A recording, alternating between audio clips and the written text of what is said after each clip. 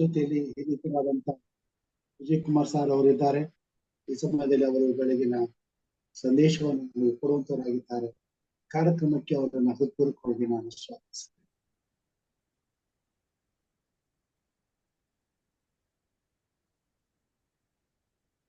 ಕರ್ತನ ಪರಿಶುದ್ಧ ನಾಮಕ್ಕೆ ಸ್ತೋತ್ರವಾಗಲಿ.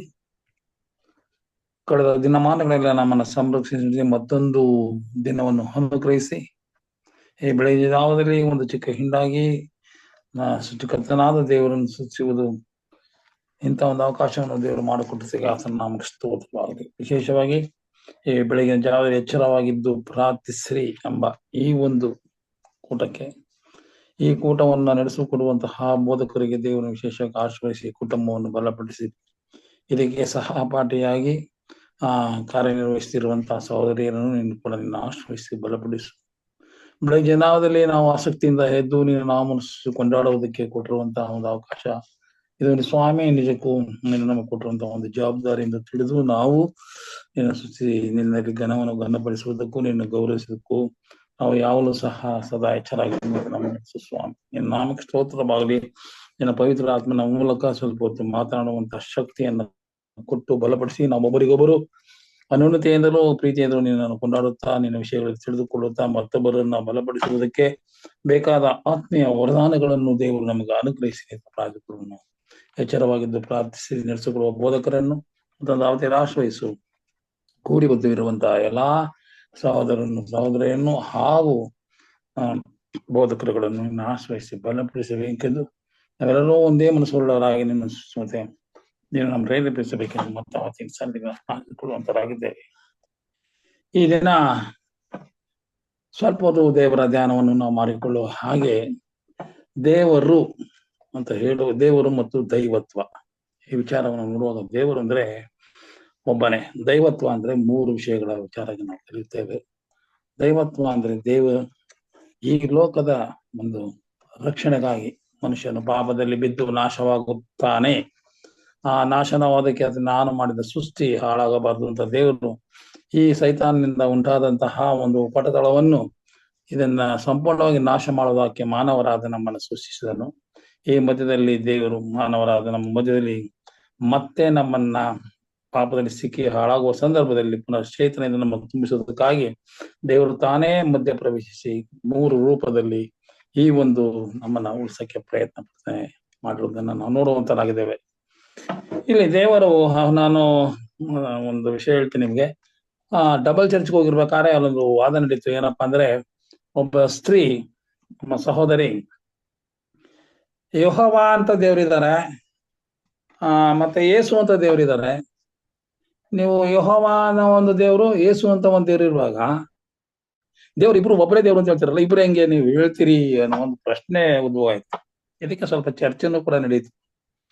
ಹಾಗೆ ಈ ಚರ್ಚೆ ನಡೆಯುವಾಗ ಆಗ ನಾವು ದೇವ್ರಿ ಈ ತರ ಅಂತ ಕೆಲವು ವಚನಗಳನ್ನ ಹೇಳುವಾಗ ಯಾಕೆ ಸರಿ ಅಂತ ಸುಮ್ಮನೆ ಅದನ್ನ ನೋಡ್ತೇವೆ. ಅದೇ ರೀತಿ ಸ್ವಲ್ಪ ಧ್ಯಾನ ಮಾಡುವಾಗ ಯೆಹೋವ ಅನ್ನುವ ಹೆಸರು ಎಲ್ಲಿಂದ ಬಂತು ಅಂತ ನೋಡುವಾಗ ಸತ್ಯವೇದ ನಾವು ನೋಡ್ತೇವೆ. ಆದಿಕಾಂಡ 4:26 ಯೆಹೋವ ಹೆಸರು ಎಲ್ಲಿಂದ ಬಂತು. ಇಲ್ಲಿ ತರುವಾಯ ಸೇತನು ಸಹ ಮಗನನ್ನು ಪಡೆದನು. ಅಂದ್ರೆ ಆದಮನು ತನ್ನ ಹೇಬೆಲ್ ಆತನ ಸತ್ತೋದ ತಕ್ಷಣ ಅವನ ಕೊಲ್ಲಲ್ಪಟ್ಟ ಅಣ್ಣನಿಂದ ಕೊಲ್ಲಲ್ಪಟ್ಟಾಗ ಆತನು ಮತ್ತೊಂದು ದೇವರೊಂದು ಮಗನ ಕೊಡ್ತಾನೆ, ಗಂಡು ಮಗನ. ಯಾರು? ಸೇತನು. ಆ ಸೇತನಿಗೆ ಮತ್ತೊಂದು ಮಗ ಹುಡ್ತಾನೆ, ಅವನ ಹೆಸರು ಎನೋಷನು. ಇಲ್ಲಿ ಎನೋಷ್ ಅಂತ ಹೆಸರಿರ್ತಾನೆ. ಎನೋಷನು ಆ ಕಾಲದಲ್ಲಿ ದೇವರನ್ನ ಯೆಹೋವ ಎಂದು ಹೆಸರನ್ನ ಹೇಳ್ಕೊಂಡು ಆರಾಧನೆಗೆ ಶುರು ಮಾಡ್ತಾನೆ. ಹೀಗೆ ಎನೋಷನಿಂದ ಯೆಹೋವ ಎಂಬ ಹೆಸರು ಪ್ರಾರಂಭವಾಯಿತು. ಅದೇ ಸತ್ಯವೇದದಲ್ಲಿ ಕಡೆಯವರೆಗೂ ಹಳೆ ಒಡಂಬಡಿಕೆ ಪೂರ್ತಿ ನಾವು ಯೆಹೋವ ಅಂತಲೇ ಆರಾಧನೆ ಮಾಡ್ಕೊಂಡು ಬಂದಿದ್ದೇವೆ. ಯೆಹೋವನು ಅನ್ನುವ ಹೆಸರು ಇಲ್ಲಿ ಹಳೆ ಒಡಂಬಡಿಕೆಯನ್ನು ನೋಡುವಾಗ ದೇವರನ್ನು ಕರೆಯುವ ಒಂದು ರೀತಿ ಅಷ್ಟೇ. ಯಾಕೆ ಅದನ್ನ ಯಾರು ಹೆಸರಿಟ್ಟಿಲ್ಲ, ಮನುಷ್ಯರಾದವ ನಾವೆಗಳೇ ಆ ಹೆಸರನ್ನ ಇಟ್ಟಿರುವುದು ಅಂತ ಸತ್ಯದಲ್ಲಿ ಸ್ಪಷ್ಟವಾಗಿ ಬರ್ತದೆ. ಆದರೆ ಯೇಸು ಅನ್ನುವ ಹೆಸರು ಹೇಗೆ ಬಂತು ಅಂತ ನಾವು ಕೇಳೋಣ. ಲೋಕನ ಬರೆಸುವಾರ್ತೆ 1:31 ಈಗೋ ನೀನು ಗರ್ಭಿಣಿಯಾಗಿ ಒಂದು ಮಗನನ್ನು ಹೆರುವಿ, ಆತನಿಗೆ ಯೇಸು ಎಂದು ಹೆಸರಿಡಬೇಕು. ಯಾರು ಹೇಳ್ತಾರೆ ಇದನ್ನ? ಪರಲೋಕದಿಂದ ಬಂದಂತ ಉನ್ನತನಾದಾಗಿರೋದು ಗೇಬ್ರಿಯಲ್ ದೂತನು ಆ ಮರಿಯಳಿಗೆ ಹೇಳ್ತಾನೆ, ನೀನ್ ಈ ತರ ಒಂದ್ ಮಗು ಇರ್ತೀಯ, ಆ ಮಗು ಏನಾಗುತ್ತೆ, ಅಯ್ಯೋ ನಾ ಇನ್ನು ಪುರುಷನೇ ಕಂಡವನ ನನಗೆ ಹೇಗೆ ಅಂತ ಹೇಳಿದಾಗ ಪವಿತ್ರ ಆತ್ಮ ನೇರಳು ನಿನ್ನ ಮೇಲೆ ಬೀಳ್ತದೆ, ಆಗ ನೀನು ಗರ್ಭಿಣಿ ಆಗ್ತೀಯ, ಆಗ ಒಂದು ಮಗು ಹುಟ್ಟುತ್ತದೆ, ಆ ಮಗು ಯೇಸು ಎಂದು ಹೆಸರಿಡಬೇಕು ಅಂತ ಇದೆ. ಪರಲೋಕದಿಂದ ದೇವದೂತನು ಇಡುವಂತಹ ಒಂದು ಹೆಸರು. ಅಂದ್ರೆ ಯೆಹೋವ ದೇವರು ಈ ಲೋಕದಲ್ಲಿ ಒಡಂಬಡಿಕೆಯಲ್ಲಿ ಮಾನವ ರಕ್ಷಣೆಗಾಗಿ ಹೇಗೆ ಬಂದನೋ ಅದೇ ರೀತಿ ಮುಂದೆ ಹೊಸ ಒಡಂಬಡಿಕೆಯಲ್ಲಿ ಅದೇ ಯೆಹೋವನು ಯೇಸು ಎಂಬ ಹೆಸರಿನಲ್ಲಿ ಲೋಕಕ್ಕೆ ಬರ್ತಾನೆ ಅಂತ ಸತ್ಯವೇದದಲ್ಲಿ ಸ್ಪಷ್ಟವಾಗಿ ನೋಡುವಂತರಾಗಿದ್ದೇವೆ. ಹಾಗಿರ್ಬೇಕಾದ್ರೆ ದೇವರು ಒಬ್ಬನೇ ಎಂಬುದನ್ನ ನಾವು ತಿಳ್ಕೊಳ್ಬೇಕಾಗಿದೆ. ದೇವರು ಒಬ್ಬನೇ, ಜೊತೆಗೆ ದೇವರು ನಮ್ಮ ರಕ್ಷಣೆಗಾಗಿ, ನಮ್ಮ ವಿಮೋಚನೆಗಾಗಿ, ನಮ್ಮ ಪಾಪ ಬಿಡುಗಡೆಗಾಗಿ ಆತನು ತನ್ನ ಕ್ರಿಯೆಗಳನ್ನ 3 ರೀತಿಯಲ್ಲಿ ಸ್ಪಂದಿಸಬೇಕಾಯಿತು. ತಂದೆ ಹಾಗೂ ಮತ್ತು ಪವಿತ್ರಾತ್ಮ. ಈಗ ನಾವು ಪವಿತ್ರಾತ್ಮನ ಮೂಲಕ ನಡೆಸುವಂತರಾಗಿದ್ದೇವೆ ಅಂತ ತಿಳ್ಕೊಳ್ತೇವೆ. ಹಳೆ ಒಡಂಬಡಿಕೆಯಲ್ಲಿ ಮಾತನಾಡಿದ ಯೆಹೋವನೇ ಹೊಸ ಒಡಂಬಡಿಕೆಯಲ್ಲಿ ಮಾತನಾಡಿದವರನ್ನು ಯೇಸು ಕ್ರಿಸ್ತನೇ. ಇದಕ್ಕೆ ವಾಕ್ಯಗಳನ್ನ ನೋಡುವಾಗ ಕೆಲವು ವಾಕ್ಯಗಳನ್ನ ನಿಮ್ಮ ಮುಂದೆ ಇಡಬೇಕು ಅಂತ ಪ್ರಯತ್ನ ಪಡ್ತಾ ಇದ್ದೀನಿ. ಯೆಶಾಯ 43 ಈಗೋ ಒಂದು ವಾಣಿ ಅರಣ್ಯದಲ್ಲಿ ಕರ್ತನ ದಾರಿಯನ್ನು ಸರಿಪಡಿಸಿ ಅಡವಿಯಲ್ಲಿ ನಮ್ಮ ದೇವರಿಗೆ ಯೆಹೋವನಿಗೆ ರಾಜ್ಯ ಮಾರ್ಗವನ್ನು ನೆಟ್ಟಗೆ ಮಾಡಿರಿ ಅಂತ ಇಲ್ಲಿ ಬರೆಯಲ್ಪಟ್ಟಿದೆ. ಇದು ಹೊಸ ಒಡಂಬಡಿಕೆಯಲ್ಲಿ ಬರುವಾಗ ಅದೇ ಮಾತು, ಇಲ್ಲಿ ಯೆಹೋವನ ನುಡಿದಂತ ಮಾತುಗಳು, ಇಲ್ಲಿ ಯೇಸು ಕ್ರಿಸ್ತನೆಲ್ಲ ಮಾತುಗಳನ್ನ ನಾವು ಗಮನಿಸಬೇಕಾಗಿದೆ. ಈಗೋ ನೀವು ಹೋಗುವ ದಾರಿಯನ್ನು ಸರಿ ಮಾಡುವೆನೆಂತಲೂ ಕರ್ತನ ದಾರಿಯನ್ನು ಸಿದ್ಧ ಮಾಡಿರಿ, ಆತನ ಆದಿಗಳನ್ನು ನೆಟ್ಟಗೆ ಮಾಡಿರಿ ಎಂದು ಅಡವಿಯಲ್ಲಿ ಕೂಗುವನ ಶಬ್ದವದೇ ಸ್ಥಾನಿಕನಾದ ಯೆಹೋವನ ಮೂಲಕ ಮಾತಾಡುವಂತ ಇವೆರಡು ವಚನಗಳ ಒಂದು ಹಳೆ ಒಡಂಬಡಿಕೆಯಲ್ಲಿ ಅದೇ ವಚನವಾಗಿದೆ. ಆ ಹೊಸ ಒಡಂಬಡಿಕೆಗಳು ಕೂಡ ಅದೇ ವಚನವಾಗಿ ಅರ್ಥೈಸುವುದನ್ನ ನಾವು ನೋಡುವಂತರಾಗಿದ್ದೇವೆ. ಹೀಗೆ ಸಾಕಷ್ಟು ವಚನಗಳು ಇಲ್ಲಿ ಬರೆಯಲ್ಪಟ್ಟಿದೆ. ನೋಡುವಾಗ ಮತ್ತಾಯ ಸುವಾರ್ತೆ 5:14 ಮೋಶೆ ಧರ್ಮಶಾಸ್ತ್ರವನ್ನಾಗಲಿ ಪ್ರವಾದಿಗಳ ವಚನ ತೆಗೆದು ಹಾಕುವುದಕ್ಕೆ ಬಂದೆನು ನೆನೆಸಬೇಡಿರಿ, ತೆಗೆದು ಹಾಕುವುದಕ್ಕೆ ಬಂದಿಲ್ಲ, ನೆರವೇರಿಸುವುದಕ್ಕೆ ಬಂದಿದ್ದೇನೆ ಎಂದು ಯೇಸು ಹೇಳುವುದನ್ನು ನಾವು ಗಮನಿಸಬೇಕಾಗಿದೆ. ಎರಡನೇದು ನೋಡುವಾಗ ಯೆಶಾಯ 43:11 ಇಲ್ಲಿ ನಾನೇ ಕರ್ತನು, ನಾನು ಹೊರತು ಯಾವ ಕರ್ತನೂ ಇಲ್ಲ ಅಂತ ಯೆಹೋವ ಇಲ್ಲಿ ಹೇಳುವಂತ ಮಾತುಗಳು ಹಳೆ ಒಡಂಬಡಿಕೆಯಲ್ಲಿ. ಹೊಸ ಒಡಂಬಡಿಕೆಯಲ್ಲಿ ನೋಡುವಾಗ ಅಪೊಸ್ತಲ ಕೃತ್ಯಗಳು 4:12 ಹೀಗೆ ಬರೆಯಲ್ಪಟ್ಟಿದೆ, ಬರಬೇಕಾದ ರಕ್ಷಣೆ ಆ ಹೆಸರಿನಿಂದಲೇ ಹೊರತು ಆಕಾಶದ ಕೆಳಗೆ ಮನುಷ್ಯರಿಗೆ ಕೊಟ್ಟಿರುವ ಯಾವ ಬೇರೆ ಹೆಸರಿನಿಂದಲೂ ನಮಗೆ ರಕ್ಷಣೆ ಆಗುವುದಿಲ್ಲ ಎಂದು ಹೇಳಿದನು. ಅಲ್ಲಿ ನಾನೇ ರಕ್ಷಕನು, ನನ್ನೇ ಹೊರತು ರಕ್ಷಕನಿಲ್ಲ ಅಂತ ಹಳೆ ಒಡಂಬಡಿಕೆ ದೇವರು ಇಲ್ಲಿ ಅದೇ ವಚನವನ್ನ ನನ್ನ ಹೆಸರಿನಿಂದಲೇ ಹೊರತು ಯಾರು ರಕ್ಷಣೆ ಹೊಂದಲಾರರು ಎಂದು ಬರೆಯಲ್ಪಟ್ಟಿರುವುದನ್ನು ನೋಡ್ತೇವೆ. ಅಂದ್ರೆ ಹೊಸ ಒಡಂಬಡಿಕೆ ಹಳೆ ಒಡಂಬಡಿಕೆ ಯೆಹೋವನೇ ಹೊಸ ಒಡಂಬಡಿಕೆಯಲ್ಲಿ ನಮ್ಮನ್ನ ಹೆಚ್ಚಿಸುವಂತ ನಾವು ನೋಡುವಂತ ವಾಕ್ಯಗಳಲ್ಲಿ ಮತ್ತೊಂದು ವಾಕ್ಯ ನೋಡೋಣ. ಯೆಶಾಯ 8:13-14 ಸೇನಾಧೀಶ್ವರನಾದ ಕರ್ತನನ್ನೇ ಪ್ರತಿಷ್ಠೆಪಡಿಸಿರಿ, ಇಸ್ರಾಯೇಲಿನ 2 ಮನೆತನಕ್ಕೆ ಎಡವ ಕಲ್ಲು ಮುಗ್ಗರಿಸುವ ಬಂಡೆಯು, ಯೆರೂಸಲೇಮಿನ ನಿವಾಸಕ್ಕೆ ಬಲಿಯು ಬೋನು ಆಗಿರುವನು ಅಂತ ಬರೆದ ಯೇಸು ಕ್ರಿಸ್ತನ ವಿಚಾರವಾಗಿ ಬರೆಯಲ್ಪಟ್ಟಿರುವುದನ್ನು ನೋಡ್ತೇವೆ. ಇಲ್ಲಿ ಹಳೆ ಒಡಂಬಡಿಕೆ ಆಡಿದಂತ ಮಾತು. ಹೊಸ ಒಡಂಬಡಿಕೆ ನಾವು ಬರುವಾಗ ರೋಮಾಪುರದವರ ಪತ್ರಿಕೆ 9:33 ಇಲ್ಲಿ ನೋಡುವಾಗ ಈಗೋ ಶಿವನಿನಲ್ಲಿ ಎಡುವ ಕಲ್ಲನ್ನು ಮುಗ್ಗರಿಸುವ ಬಂಡೆಯನ್ನು ಇಡುತ್ತೇನೆಂದು ಅದರ ಮೇಲೆ ನಂಬಿಕೆ ಇಡುವವನು ಆಶಾಭಂಗ ಪಡುವುದಿಲ್ಲ ಅಂತ. ಇಲ್ಲಿ ಮುಗ್ಗರಿಸುವ ಬಂಡೆ ಮತ್ತು ಯೆರೂಸಲೇಮಿನಲ್ಲಿ ನಿವಾಸಿಯು ಬೋನು ಬಲಿಯು ಆಗಿರುವನು ಅಂತ ಇಲ್ಲಿ ಬರೆಯಲ್ಪಟ್ಟಿದೆ. ಯೇಸು ಕ್ರಿಸ್ತನ ವಿಚಾರವಾಗಿ ಇಲ್ಲಿ ಯೆಹೋವನು ಮಾತನಾಡುವಂತ ಹಳೆ ಒಡಂಬಡಿಕೆ ನೋಡುವಂತನಾಗಿದ್ದೇವೆ. ಅದೇ ರೀತಿ ರೋಮಾಪುರದ ಪತ್ರಿಕೆ 9:33 ಈಗೋ ಮುಗ್ಗರಿಸುವ ಬಂಡೆ ಇಡುತ್ತೇನೆ, ಅದರ ಮೇಲೆ ನಂಬಿಕೆ ಇಡುವನು ಆಶಾಭಂಗ ಪಡುವುದಿಲ್ಲ. ಅಂದ್ರೆ ಇದು ಯೆಹೋವ ಹಳೆ ಒಡಂಬಡಿಕೆಯಲ್ಲಿ ಹೊಸ ಒಡಂಬಡಿಕೆಯಲ್ಲಿ ಯೇಸು ಕ್ರಿಸ್ತನು ಆಡುವಂತ ಮಾತುಗಳು ಮನುಷ್ಯನ ರಕ್ಷಣೆಗಾಗಿ ಆಡುವಂತ ಪ್ರತಿಯೊಂದೊಂದು ಮಾತುಗಳನ್ನ ನಾವು ತಿಳ್ಕೊಳ್ಬೇಕಾಗಿದೆ. ಯೆಹೋವ ಇಲ್ಲಿ 2ನೇ ಸಮುವೇಲ 2 ವಚನ ನೋಡುವಾಗ ಕರ್ತನು ನನ್ನ ಬಂಡೆಯು, ನನ್ನ ಕೋಟೆಯು, ನನ್ನ ವಿಮೋಚಕನು ಆಗಿದ್ದಾನೆ ಅಂತ ಬರೆಯಲ್ಪಟ್ಟಿದೆ. ಅದೇ ರೀತಿ ನಾವು ನೋಡುವಾಗ ಕ್ರಿಸ್ತನು ಯೇಸು ಕ್ರಿಸ್ತನು ಇಲ್ಲಿ 1ನೇ ಕೊರಿಂಥ 10:4 ಅವರೆಲ್ಲರೂ ದೈವಿಕವಾದ ಒಂದೇ ನೀರನ್ನು ಕುಡಿದರು. ಹೇಗೆಂದರೆ ಅವರ ಹಿಂದೆ ಹೋಗುತ್ತಿದ್ದ ದೈವಿಕವಾದ ಬಂಡೆಯೊಳಗಿಂದ ಬಂದ ನೀರು ಕುಡಿತಿದ್ದರು ಆ ಬಂಡೆ ಯೇಸು ಕ್ರಿಸ್ತನೇ ಅಂತ ನೋಡಿ. ಅಂದ್ರೆ ಕ್ರಿಸ್ತನು ತನ್ನ ಇಸ್ರಾಯೇಲ್ ಜನ ಅಡವಿಯಲ್ಲಿ 40 ವರ್ಷಗಳ ಕಂಡ ಗುಡ್ಡೆಯಂತೆ ಇಸ್ರಾಯೇಲನ್ನು ಕಾಪಾಡುತ್ತಾ ನಡೆಸಿಕೊಂಡು ಬಂದಂತ ದೇವರ ವಿಚಾರವಾಗಿ ಇಲ್ಲ ನೋಡ್ತಾನೆ. ಆ ಬಂಡೆ ಯಾರಂದ್ರೆ ಕ್ರಿಸ್ತನು. ಅದನ್ನು ಬಂಡೆಯ ಮೂಲಕ ನೀರನ್ನು ಕೊಟ್ಟು ಜನರನ್ನು ಅವರು ನಡೆಸಿಕೊಂಡು ಬಂದನ್ನು ನಾವು ಸತ್ಯವೇದದಲ್ಲಿ ಚೆನ್ನಾಗಿ ನೋಡ್ತೇವೆ. ಅದೇನೆ ಯೆಹೋವನು ತಾನು ಹೊಸ ಒಡಂಬಡಿಕೆಯಲ್ಲಿ ಹೊಸ ಒಡಂಬಡಿಕೆಯನ್ನು ಅಲ್ಲಿ ಸ್ಥಾಪಿಸಿದಾಗ ಅದನ್ನು ಕ್ರಿಸ್ತನಾಗಿ ಈ ಲೋಕಕ್ಕೆ ಬಂದು ನಮ್ಮ ರಕ್ಷಣೆಗಾಗಿ ಬಂದನು ಅಂತ ನಾವು ತಿಳ್ಕೊಳ್ಳುವಂತನಾಗಿದೆ.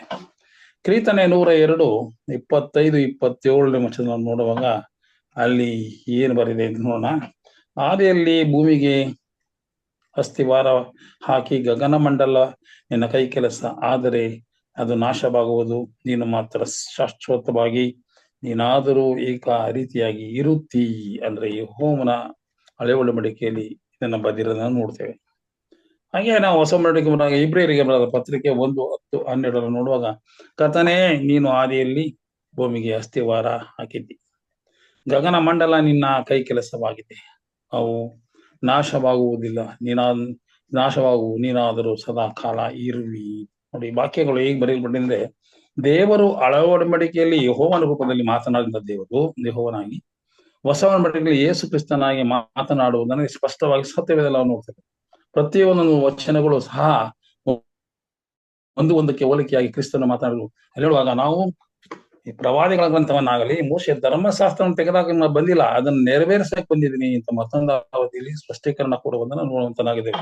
ಯೆಶಾಯ 44:6 ನೋಡುವಾಗ, ಇಸ್ರಾಯೇಲರ ವಿಮೋಚಕನು ನಾನೇ, ಆದಿಯೂ ಅಂತ್ಯವೂ ನಾನೇ ಹೊರತು ಯಾವ ದೇವರು ಇಲ್ಲ ಅಂತ ಮಾತಾಡೋದು ನೋಡ್ತೇವೆ ಹಳೆ ಒಡಂಬಡಿಕೆಯಲ್ಲಿ. ಹೊಸ ಒಡಂಬಡಿಕೆ ಪ್ರಕಟಣೆ 1:17-18 ಆತನನ್ನು ಕಂಡಾಗ ಸತ್ತವರ ಹಾಗೆ ಬಿದ್ದನು, ಹೆದರಬೇಡ್ರಿ, ನಾನು ಮೊದಲನೆಯವನು ಕಡೆಯವನು ಸದಾ ಜೀವಿಸವನು ಆಗಿದ್ದೇನೆ ಅಂತ. ತುಂಬ ಜನ ಇಲ್ಲಿ ನಾನೇ ಆದಿಯೂ ಅಂತ್ಯವೂ ನಾನೇ ಹೊರತು ಮತ್ತೆ ಯಾವ ದೇವರುಗಳಿಲ್ಲ ಅಂತ ಹೊಸ ಒಡಂಬಡಿಕೆ ಯೆಶಾಯನ ಪ್ರವಾದನಂತ ಗ್ರಂಥದಲ್ಲಿ ಬರೆದಿರುವ ಯೆಹೋವನು ಪ್ರಕಟಣೆಯಲ್ಲಿ ನೋಡುವಾಗ, ಯೇಸು ಕ್ರಿಸ್ತ ಆತನನ್ನು ಕಂಡಾಗ ಸತ್ತವರ ಹಾಗೆ ನಾನು ಬಿದ್ದೆನು, ಹೆದರಬೇಡ, ನಾನು ಮೊದಲನೆಯವನು ಕಡೆಯವನು ಆಗಿದ್ದೇನೆ ಅಂತ 2 ವಚನಗಳು ಒಂದೇ ಸಮವಾಗಿ ತಿಳಿಸಿರುವುದನ್ನು ನೋಡ್ತೇವೆ. ಅಂದ್ರೆ ಹಳೆ ಒಡಂಬಡಿಕೆ ನಡೆದಿ ನಮ್ಮನ್ನ ಬಲಪಡಿಸಿದ ದೇವರು ವಾಕ್ಯಗಳ ಮೂಲಕ ಹೊಸ ಒಡಂಬಡಿಕೆಯಲ್ಲಿ ನಮ್ಮನ್ನ ಬಲಪಡಿಸುತ್ತಾ ಅದನ್ನ ಕೈಗೊಂಡು ನಡೆಯಬೇಕುವ ವಿಧಾನವನ್ನ ಯೇಸು ಕ್ರಿಸ್ತನು ನಮಗೆ ತಿಳಿಸಿಕೊಡುವುದನ್ನ ನೋಡುವಂತನಾಗಿದ್ದೇವೆ. ಇನ್ನು ಕೆಲವೊಂದೆರಡು ವಚನಗಳು ನೋಡೋಣ. ಇಲ್ಲಿ ಯೆರೆಮೀಯ 17:10 ಪ್ರತಿಯೊಬ್ಬನು ಅವನವನ ನಡತೆಗೆ ತಕ್ಕ ಹಾಗೆ ಪ್ರತಿಯೊಬ್ಬನು ನಾನು ಕೊಡುವೆನು ಅಂತ ಯೆಹೋವನ ಈ ಹಳೆ ಒಡಂಬಡಿಕೆಯಲ್ಲಿ ನೋಡ್ತೇವೆ. ಕ್ರಿಸ್ತನು ಹೊಸ ಒಡಂಬಡಿಕೆಯಲ್ಲಿ ಬರುವಾಗ ಪ್ರಕಟಣೆ 2:23 ನಿಮ್ಮಲ್ಲಿ ಪ್ರತಿಯೊಬ್ಬನಿಗೂ ಅವನವನ ಕೃತ್ಯಕ್ಕೆ ತಕ್ಕಂತೆ ಪ್ರತಿಫಲವನ್ನು ಕೊಡುವೆನು. ನೋಡಿ, ಹಳೆಮಡಿಕೆಯಲ್ಲಿ ನುಡಿದಂತ ಮಾತುಗಳು ಹೊಸ ಒಡಂಬಡಿಕೆಯಲ್ಲಿ ತಿಳಿಸುವಂತದ್ದಾಗಿದೆ. ಇಲ್ಲಿ ಹಳೆಮಡಿಕೆಯಲ್ಲಿ ಪ್ರತಿಯೊಬ್ಬನಿಗೂ ಅವನವನ ನಡತೆಗೆ ಪ್ರಕಾರ ಪ್ರತಿಫಲವನ್ನು ಕೊಡುವೆನು ಅಂತ ಹೇಳ್ತಾನೆ.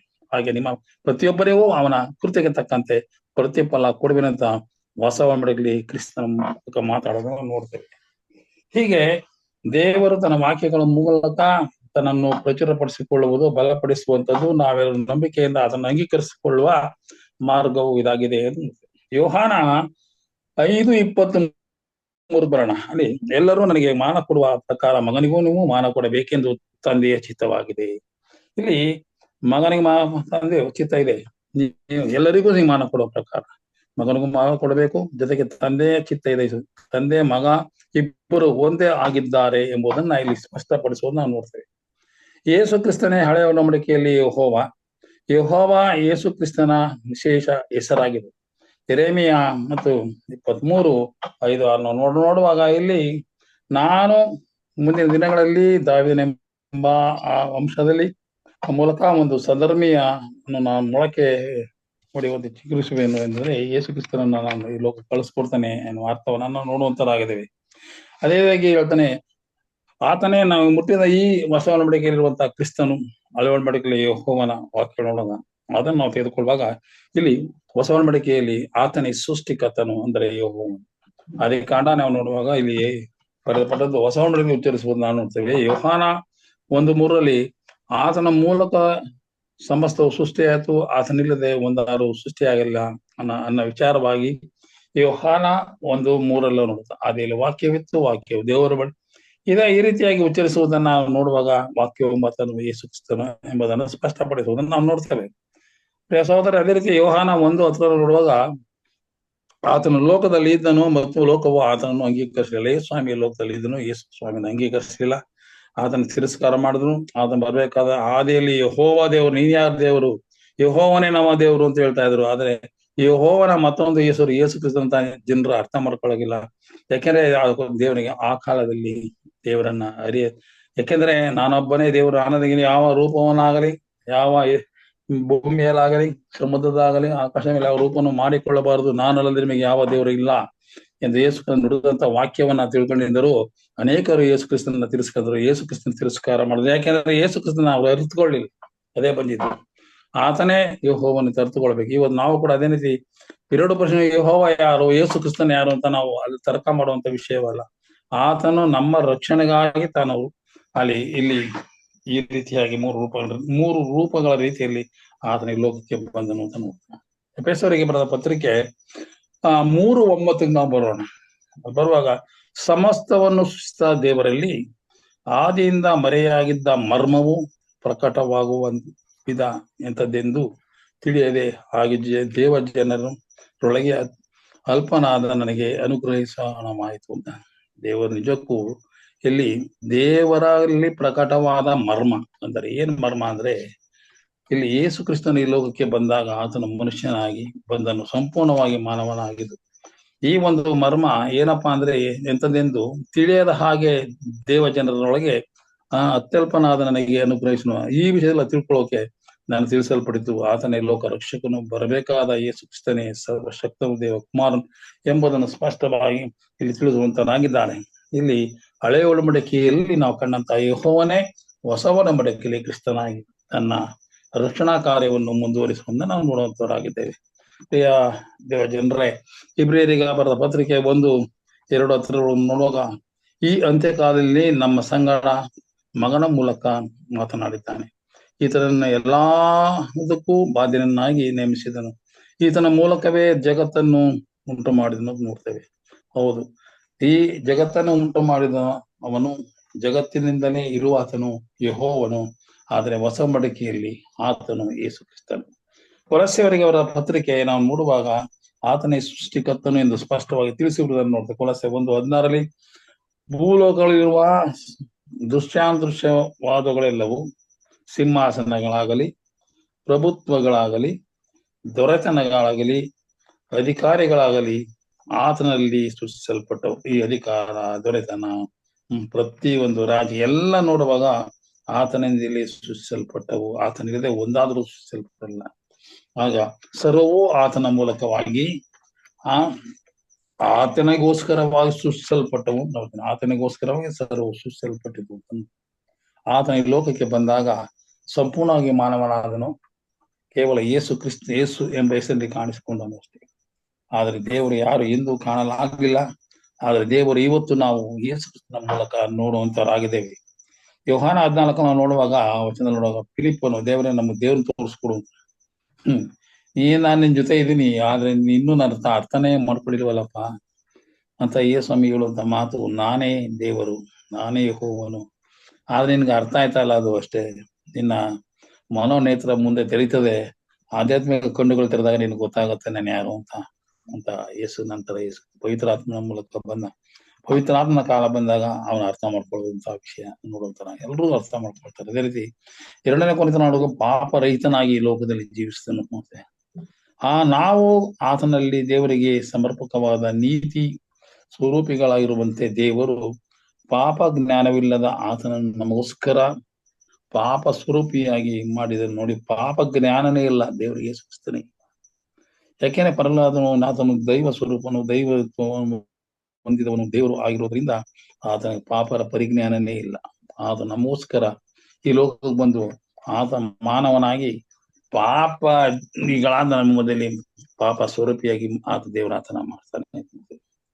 ಹೀಗೆ ಆತನು ನಮ್ಮ ರಕ್ಷಣೆಗಾಗಿ ಆತನು ತನ್ನ ರೂಪಗಳನ್ನು ಕೆಲವು 3 ರೀತಿಯಲ್ಲಿ ಕೆಲಸ ಮಾಡೋದನ್ನ ನೋಡುವಾಗ, ಅನೇಕರ ಇದಕ್ಕೆ ದೇವರು ಒಬ್ಬನೇ ಅಲ್ಲ,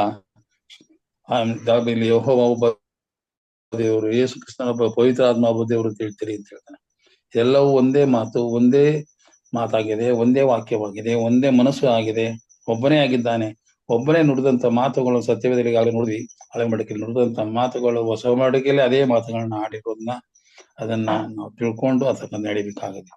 ಇಲ್ಲಿ ಇಬ್ರಿಯರಿಗೆ 7:26 ಇಂಥವನೇ ನಮಗೆ ಬೇಕಾದ ಮಹಾಯಾಜಕನು, ಈತನು ಪರಿಶುದ್ಧನು, ನಿರ್ದೋಷಿಯು, ನಿಷ್ಕಳಂಕನು, ಪಾಪಿಗಳಲ್ಲಿ ಸೇರದೆ ಪ್ರತ್ಯೇಕವಾಗಿರುವವನು, ಆಕಾಶ ಮಂಡಳಗಿಂತ ಉನ್ನತದಲ್ಲಿರುವವನು ಆಗಿರುವನು ಯೇಸು ಕ್ರಿಸ್ತನ ಎಂದರೆ ಈತನು ಮನುಷ್ಯನಾಗಿ ಬಂದರೂ ಕೂಡ ಇಂಥವನು ನಮಗೆ ಬೇಕು, ಇಂಥ ಮಹಾಯಾಜಕನು ಬೇಕಾದ್ರೆ ಈ ಹಿಂದೆ ಇದ್ದಂತ ಮಹಾಯಾಜಕರುಗಳು ನೋಡುವಾಗ ಬೇಕಾದಷ್ಟು ತಪ್ಪುಗಳನ್ನ ಮಾಡ್ತಾ ಇದ್ದಾರೆ. ಈಗ ನಾವು ನೋಡುವಾಗ ಹಿಂದೆ ಇದ್ದಂತ ಮಹಾಯಾಜಕರ ತಪ್ಪುಗಳನ್ನ ಮಾಡುವಂಥದ್ದು, ತಪ್ಪುಗಳನ್ನ ಮಾಡುವಾಗ ಅವರು ಶಿಕ್ಷಲ್ಪಟ್ಟದನ್ನ ನೋಡ್ತೀವಿ. ಹಾಗೇನೆ ಇಲ್ಲಿ ಪರಿಶುದ್ಧನಾಗಿರುವಂತ ಮಹಾಯಾಜಕನು, ನಿರಂತರವಾಗಿರುವಂತ ಮಹಾಯಾಜಕರು ಈಗ ಪರಲೋಕದಲ್ಲಿ ನಮ್ಮ ಮಧ್ಯೆ ಇದ್ದಾನೆ.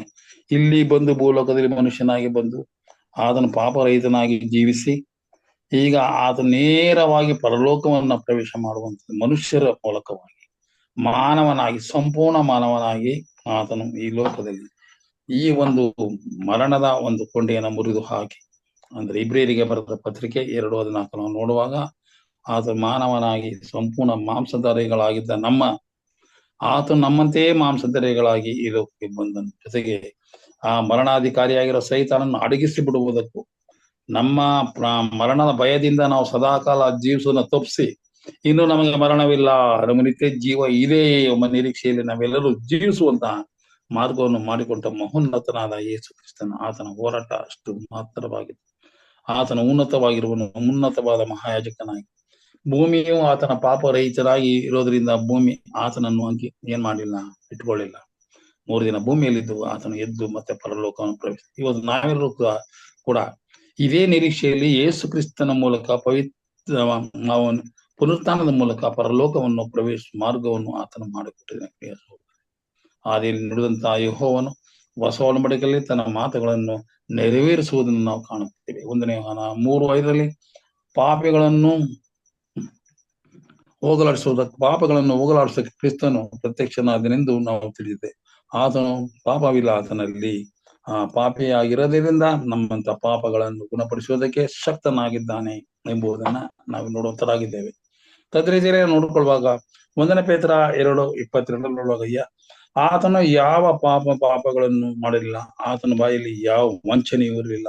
ಇಷ್ಟು ಪರಿಶುದ್ಧವಾದ ಮನಸ್ಸು ಕ್ರಿಸ್ತನಲ್ಲಿತ್ತು ಅಂತ ಸತ್ಯವೇದ ವಾಕ್ಯಗಳನ್ನ ನೋಡುವಂತ ಅಂತ ಮಹೋನ್ನತನ ಪರಿಶುದ್ಧವಾದ ಮಾತುಗಳು, ಅವನಲ್ಲಿದ್ದಂತ ಮಹತ್ತರವಾದ ಪ್ರೀತಿ, ನಿಷ್ಕಪಟವಾದ ಆತನಂತ ನಡೆ ನುಡಿಗಳು ಇವೆಲ್ಲವೂ ಸಹ ದೇವರು ಯಾರು ಎಂಬುದನ್ನ ಪ್ರಚುರಪಡಿಸುವಂತದ್ದಾಗಿದೆ. ಆತನ ಸಮರ್ಪಣೆ ನಾವು ನೋಡುವಾಗ ಯೆಶಾಯ 53:4 ನಿಜವಾಗಿಯೂ ನಮ್ಮ ವ್ಯಾಧಿಗಳನ್ನು ಅನುಭವಿಸದು, ಅವನ ಹೊತ್ತ ಹೊರೆ ನಮ್ಮ ಸಂಕಟವೇ ಹೌದು. ಪಾಪ ನಿಮಿತ್ತವಾಗಿ ಪೆಟ್ಟನ್ನು ತಿಂದನು, ಕುಗ್ಗಿಸಲ್ಪಟ್ಟನು, ನಮ್ಮೆಲ್ಲರ ದ್ರೋಹ ಫಲವನ್ನು ಆತನು ದೇವರು ಹಾಕಿದನು ಆತನ ಮೇಲೆ, ಆತನೇ ಇಟ್ಟುಕೊಂಡನು. ನಾವು ಶಿಲುಬೆಯ ದೃಷ್ಟಿ ನೋಡುವಾಗ ನಿಜಕ್ಕೂ ಎಂತ ಒಂದು ಬೇರೆಯನ್ನ ಆತನ ಅನುಭವಿಸುವುದನ್ನು ಅನ್ನೋದನ್ನ ಕಳೆದವಾದ ಪಾಠಗಳಲ್ಲೂ ಕೂಡ ನಾವು ಕಲಿಯುತ್ತರಾಗಿದೆ. ಮತ್ತಾಯ ಸುವಾರ್ತೆ 20:28 ವಚನ ನೋಡುವಾಗ ಸೇವೆ ಮಾಡುವುದಕ್ಕೆ ನಾನು ಅನೇಕರನ್ನು ಬಿಡಿಸಿಕೊಳ್ಳುವುದಕ್ಕೂ ನನ್ನ ಪ್ರಾಣವನ್ನು ಈಡು ಕೊಡುವುದಕ್ಕೂ ಬಂದೇನೆಂದೇ ಸ್ವಾಮಿ. ಸ್ವಾಮಿ ಬಂದದು ಈ ಲೋಕಕ್ಕೆ ಚೆನ್ನಾಗಿ ಮನೆ ಮಠ ಕಟ್ಟಿಕೊಂಡು ಸಂತೋಷದಿಂದ ಕಾಲ ಕಳೆಯುವುದಕ್ಕಾಗಿ, ಈ ಲೋಕದಲ್ಲಿ ಲೋಕ ಸಂಬಂಧವಾದ ಮಣ್ಣು ಹೊನ್ನು ಹೆಣ್ಣು ಇವೆಲ್ಲನೂ ಅನುಭವಿಸುತ್ತಾ ಈ ಲೋಕದಲ್ಲಿ ಜೀವಿಸುವುದಕ್ಕಾಗಿ ಸ್ವಾಮಿ ಈ ಲೋಕಕ್ಕೆ ಬರಲಿಲ್ಲ. ಸೇವೆ ಮಾಡುವುದಕ್ಕೂ ಅನೇಕರನ್ನು ಬಿಡಿಸಿಕೊಳ್ಳುವುದಕ್ಕೂ ನನ್ನ ಪ್ರಾಣವನ್ನು ಈಡು ಕೊಡುವುದಕ್ಕೂ ಬಂದನು. ಅದನ್ನು ಬಂದ ಉದ್ದೇಶ ನಮ್ಮನ್ನು ಸಂಪೂರ್ಣವಾಗಿ ರಕ್ಷಿಸಿ ಪರಲೋಕ ರಾಜ್ಯಕ್ಕೆ ನಾವೆಲ್ಲರೂ ಪ್ರವೇಶವಾಗುವುದಕ್ಕೆ, ನಮ್ಮ ಪಾಪಗಳನ್ನು ತೊಳೆದು ಶುದ್ಧ ಮಾಡುವುದಕ್ಕೆ ಈ ಲೋಕ ಬಂದ ಮಹತ್ತರವಾದ ಒಂದು ಯೋಜನೆಯನ್ನು ಕಲ್ಪಿಸಿಕೊಂಡು ಈ ಲೋಕಕ್ಕೆ ಬಂದದ್ದು ನಿಜಕ್ಕೂ ಉನ್ನತವಾದದ್ದು. ರೋಮ 5:6 ನೋಡುವಾಗ ನಾವು ಪಾಪಿಗಳಾಗಿದ್ದು ನಮಗೋಸ್ಕರ ಪ್ರಾಣ ಕೊಡುವುದರಲ್ಲಿ ದೇವರು ನಮ್ಮ ಮೇಲೆ ತನಗಿರುವ ಪ್ರೀತಿಯನ್ನು ಸಿದ್ಧಾಂತ ಪಡಿಸಿದ್ದಾನೆ ಅಂತ ನೋಡುವಂತರಾಗಿದೆ. ದೇವರ ನಿಜವಾದ ಪ್ರೀತಿ, ಆತನು ಯೇಸು ಕ್ರಿಸ್ತನಾಗಿ ಲೋಕಕ್ಕೆ ಪ್ರವೇಶ ಮಾಡಿ ನಮ್ಮೆಲ್ಲರೂ ರಕ್ಷಿಸುವುದಕ್ಕಾಗಿ ಈ ಲೋಕಕ್ಕೆ ಬಂದನು ಎಂಬುದು. ಸಾಧನೆ ಇನ್ನೂ ಬೇಕಾದಷ್ಟು ವಾಕ್ಯಗಳಿದೆ. ಸತಿ ನಾವು ದಯವಿಟ್ಟು ಕ್ಷಮಿಸಿ, ಇನ್ನೂ ವಾಕ್ಯಗಳು ಹೇಳ್ಬೇಕಾದ ಪರಿಸ್ಥಿತಿಯಲ್ಲಿ ಮಧ್ಯದಲ್ಲಿ ನಮಗೆ ತೊಡ್ಕೊಂಟಾಯ್ತು. ಮುಟಕಾಯಿತು, ಅದಕ್ಕೆ ಅದಾಗಬಾರ್ದು ಅನ್ನೋ ವಿಷಯದಲ್ಲಿ ಇವತ್ತು ನಾವು ಯೇಸು ಕ್ರಿಸ್ತನು ಯೆಹೋವನು ಯಾರು ಅಂತ ಕೆಲವು ವಾಕ್ಯಗಳ ಮೂಲಕ ತಿಳ್ಕೊಂಡಿದ್ದೇವೆ. ಇದೇ ವಾಕ್ಯನ ಸಮಯ ಸಿಕ್ಕಿದಾಗ ಮುಂದಿನಲ್ಲಿ ನಾನು ಇದನ್ನ ಮುಂದುವರಿಸ್ತೇನೆ. ಇಂಥ ಒಂದು ಅವಕಾಶ ಮಾಡಿಕೊಂಡಂತ ಬೋಧಕರಾದ ನಮ್ಮ ರಾಜವರಿಗೂ ಕೂಡಿ ಬಂದಿರುವಂತಹ ತಮ್ಮೆಲ್ಲರೂ ಕರ್ತನ ಮೂಲಕ ವಂದಿಸುತ್ತಾ ಈ ವಾಕ್ಯವನ್ನು ಮತ್ತೆ ಮುಂದುವರಿಸ್ತೀನಿ. ಅಲ್ಲಿಗೆ ನಾವು ಅವಕಾಶ ಕೊಂಡು ತಪ್ಪಿದರೆ ಮನಸ್ಸಿಗೆ ಪ್ರಾರ್ಥಿಸಿಕೊಳ್ತೇನೆ. ಕರ್ತನ ನಮಗೆ ಸ್ತೋತ್ರವಾಗಲಿ. ಈ ಒಂದು ದಿನವು ತಮ್ಮೆಲ್ಲರಿಗೂ ಶುಭದಾಯಕವಾಗಿದ್ದು ಶುಭ ಕಾರ್ಯದ ಆತ್ಮವು ನಿಮ್ಮನ್ನ ಈ ದಿನವೆಲ್ಲ ನಡೆಸಲಿ ಅಂತ ಹೇಳ್ತಾ ಈ ಒಂದು ವಾಕ್ಯಗಳನ್ನ ಮೂಲಕವಾಗಿ ನಾನು ಮುಕ್ತಾಯಗೊಳಿಸುತ್ತೇನೆ. ಕರ್ತನ ನಮಗೆ ಸ್ತೋತ್ರವಾಗಲಿ. ಆಮೇನ್. ಆಮೇನ್. ಉತ್ತಮವಾದಂತ ರೀತಿಯಲ್ಲಿ ಈ ಬೆಳಗಿನ ಜಾವದಲ್ಲಿ ದೇವರ ವಾಕ್ಯದ ಸಂದೇಶವನ್ನ ತಂದಂತ ಹಿರಿಯರಾದಂತ ವಿಜಯ್ ಕುಮಾರ್ ಸಾರ್ ಅವರಿಗೆ ನಾನು ವಂದನೆಗಳನ್ನ ಸಲ್ಲಿಸ್ತೇನೆ. ದೇವರವರನ್ನ ಅವರ ಕುಟುಂಬದ ಮಕ್ಕಳನ್ನ ಆಶೀರ್ವಾದ ಮಾಡಲಿ. ಅವ್ರು ಮಾಡುವಂತ ಸೇವೆಯಲ್ಲಿ ಇನ್ನೂ ಹೆಚ್ಚಿನ ಬಲವನ್ನ ನೀಡಲಿ, ನನ್ನ ಮಹಿಮೆಗಾಗಿ ಉಪಯೋಗಿಸಿಕೊಳ್ಳಲಿ ಎಂಬುದಾಗಿ ಪ್ರಾರ್ಥಿಸುತ್ತಾ ಮುಕ್ತಾಯದ ಪ್ರಾರ್ಥನೆಗೆ ಹೋಗೋಣ. ನಮ್ಮ ಜೊತೆಯಲ್ಲಿ ಸಹೋದರಿ ರಾಜೇಶ್ವರಿ ಅಮ್ಮ ಇವರು ಇದ್ದೀರಾ? ಓಕೆ, ಅವರಿಲ್ಲ ಅಂತಂದ್ರೆ ಲೋಕೇಶ್ ಅಂಕಲ್ ಅವರು ಪ್ರಾರ್ಥನೆ ಮಾಡ್ಬೇಕೆಂಬುದಾಗಿ ಕೇಳ್ಕೊಳ್ತೇನೆ. ಪ್ರಾರ್ಥನೆ ವಿಜ್ಞಾಪನೆಗಳು ನಿಮಗೆ ಗೊತ್ತುಂಟು. ವಿಶೇಷವಾಗಿ ಆಯುಷ್ಗೋಸ್ಕರ ಪ್ರಾರ್ಥನೆ ಮಾಡಿ ಮತ್ತು ಮಂಗಳಗೋಸ್ಕರ ಪ್ರಾರ್ಥನೆ ಮಾಡಿ, ಶ್ರೀರಾಮಪ್ಪ ಅವ್ರಿಗೋಸ್ಕರ ಪ್ರಾರ್ಥನೆ ಮಾಡಿ, ಜಯರಾಮ್ ಮತ್ತು ವೆಂಕಟೇಶ್ ಅವ್ರಿಗೋಸ್ಕರ ಪ್ರಾರ್ಥನೆ ಮಾಡಿ. ಅದಲ್ಲದೆ ನಮ್ಮ ರಾಜ್ಯದ ರಾಜಕೀಯಕ್ಕೋಸ್ಕರ ಪ್ರಾರ್ಥನೆ ಮಾಡಿ. ಬಹಳ ದೊಡ್ಡ ಗೊಂದಲ ಸಮಾಜದಲ್ಲಿ ಸೃಷ್ಟಿ ಆಗ್ತದೆ. ಜನಜೀವಿತ ಎಲ್ಲೋ ಒಂದು ಕಡೆ ದಾರಿ ತಪ್ತಾ ಇದೆ ಅನ್ನೋ ರೀತಿಯಲ್ಲಿ ಕರ್ನಾಟಕದ ಒಂದು ರಾಜಕೀಯ ಬೆಳವಣಿಗೆ ಆಗ್ತಾ ಇದೆ. ದೇವರೆಲ್ಲ ಹತೋಟಿಯಲ್ಲಿ ಇಟ್ಕೊಳ್ಳಿ. ಒಳ್ಳೆ ವಾತಾವರಣ ದೇವರು ನಿರ್ಮಿಸಿದ್ದಾನೆ, ಆದ್ರೆ ಅನೇಕ ರೀತಿಯಾದಂತ ರಾಜಕೀಯ ಬೆಳವಣಿಗೆಗಳು ನಮ್ಮ ರಾಜ್ಯದಲ್ಲಿ ಜನರ ಮಧ್ಯದಲ್ಲಿ ಎಲ್ಲಾ ರೀತಿಯಾದಂತ ಒಂದು ನೋವುಗಳನ್ನ ತರುವಂತ ಮಟ್ಟಕ್ಕೆ ಸಹಿತ ತೆಗೆದುಕೊಂಡು ಹೋಗ್ತಾ ಇದ್ದಾನೆ. ಅದನ್ನು ದೇವರ ಹತೋಟಿಯಲ್ಲಿ ಇಡಲಿ, ನಮ್ಮ ದೇಶವನ್ನು ಹತೋಟಿಯಲ್ಲಿ ಇಡಲಿ, ಸೇವೆಗೆ ಅನುಕೂಲಕರವಾಗಿ ದೇವರು ಕಾರ್ಯ ಮಾಡಲಿ.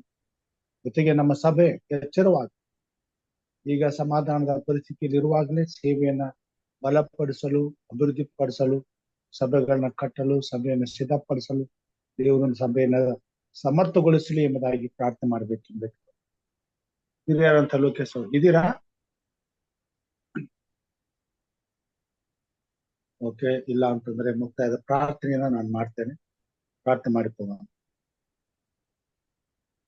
ನಮ್ಮನ್ನು ಬಹಳವಾಗಿ ಪ್ರೀತಿ ಮಾಡಿದ ಮಹಾಸ್ವಾಮಿ, ಈ ಬೆಳಗಿನ ಜಾವದಲ್ಲಿ ನಿನ್ನ ಮಕ್ಕಳಾದ ನಮ್ಮನ್ನ ಒಟ್ಟಾಗಿ ಸೇರಿಸಿ ನಿನ್ನ ಪ್ರೀತಿ, ದಯೆ, ಕರುಣೆಗಳ ಮಾತುಗಳನ್ನ ಕೇಳುವಂತೆ, ನಿನ್ನ ಪರಿಶುದ್ಧವಾದಂತ ದೈವತ್ವದ ನಿಜ ಸತ್ಯವನ್ನ ತಿಳಿದುಕೊಳ್ಳುವಂತೆ ನಿನ್ನ ಪ್ರಿಯ ದಾಸನ ಮುಖಾಂತರವಾಗಿ ನಮ್ಮೊಟ್ಟಿಗೆ ಮಾತನಾಡೋದಕ್ಕಾಗಿ ನಿನಗೆ ಸ್ತೋತ್ರಪ್ಪ. ಅವರ ಆಯುಷ್ಕಾಲಗಳನ್ನು ಆಶೀರ್ವದಿಸಿ ಅವರ ದಿನಮಾನಗಳಲ್ಲಿ ನಿನ್ನ ವಾಕ್ಯದ ಬಳಿಯಲ್ಲಿ ಬೆಳೆಯುತ್ತಾ ನಿನ್ನ ಸತ್ಯವನ್ನ ಅರ್ಥ ಮಾಡಿಕೊಳ್ಳುವಂತೆಯೂ, ಅವರಿಗೆ ನೀನು ತಿಳಿಸಿದಂತ ಸತ್ಯವನ್ನು ಈ ಕೊನೆ ಕಾಲದಲ್ಲಿ ಸ್ವಾಮಿ ಕೇಳುವಂತ ಪ್ರತಿಯೊಬ್ಬ ಮಾನವನಿಗೂ ತಿಳಿಸುವಂತೆಯೂ ಈ ಅವಕಾಶವನ್ನು ಕೊಟ್ಟದಕ್ಕಾಗಿ ನಿನಗೆ ಸ್ತೋತ್ರ ಸ್ವಾಮಿ. ನಮ್ಮೆಲ್ಲರನ್ನ ನೀನು ಸೃಷ್ಟಿಸಿದಿ, ನಮ್ಮೆಲ್ಲರನ್ನ ನೀನು ಪ್ರೀತಿಸಿದಿ, ನಮ್ಮೆಲ್ಲರಿಗೂ ನಿನ್ನ ಮಕ್ಕಳಾಗುವ ಅಧಿಕಾರ ಕೊಟ್ಟಿದ್ದಿ, ನಿನ್ನ ವಾಕ್ಯದ ಬಳಿಯಲ್ಲಿ ಬೆಳೆಯುವಂತ ಸೌಭಾಗ್ಯ ಕೊಟ್ಟಿದ್ದಿ, ನಿನ್ನ ಸತ್ಯವನ್ನ ಗ್ರಹಿಸಿಕೊಳ್ಳುವಂತೆ, ನಿನ್ನ ನೀತಿಯನ್ನು ಅನುಸರಿಸುವಂತೆ ಸ್ವಾಮಿ ನಿನ್ನ ವಾಕ್ಯದ ಬೆಳಕನ್ನ ದಿನಾಲೂ ನಮ್ಗೆ ದಯಪಾಲಿಸುತ್ತಾ ಬಂದಿದ್ದಿ. ಇದಕ್ಕಾಗಿ ನಿನಗೆ ಸ್ತೋತ್ರ. ನಮ್ಮ ವೈಯಕ್ತಿಕವಾದ ಜೀವಿತದಲ್ಲಿ ಯೆಹೋವನು ಒಳ್ಳೆಯವನು, ಉತ್ತಮೋತ್ತಮನು ಎಂಬುದನ್ನ ನಾವು ಅರ್ಥ ಮಾಡಿಕೊಂಡ ಹಾಗೆ ನೀನು ನಮ್ಮ ಜೀವಿತದಲ್ಲಿ ನೀಡಿದ ಅನುಭವಗಳನ್ನು ಸಾಕ್ಷಿಯಾಗಿ ಈ ಲೋಕದಲ್ಲಿ ಇತರರಿಗೆ ಸಾರುವಂತ ನಾಲಿಗೆಯನ್ನು ಸ್ವಾಮಿ, ಬುದ್ಧಿಯನ್ನು, ತಿಳುವಳಿಕೆಯನ್ನು, ಆರೋಗ್ಯವನ್ನು, ಸ್ವಸ್ಥತೆಯನ್ನು ನಮಗೆ ದಯಪಾಲಿಸಿಕೊ. ನಿನ್ನ ವಾಕ್ಯಗಳನ್ನ ಸಾರಲು ಬೇಕಾದಂತ ಆತ್ಮಸ್ಥೈರ್ಯ ದಯಪಾಲಿಸಿಕೊ. ಪವಿತ್ರಾತ್ಮ ದೇವರ ಬಲವನ್ನು ಅನುಗ್ರಹಿಸು ಸ್ವಾಮಿ.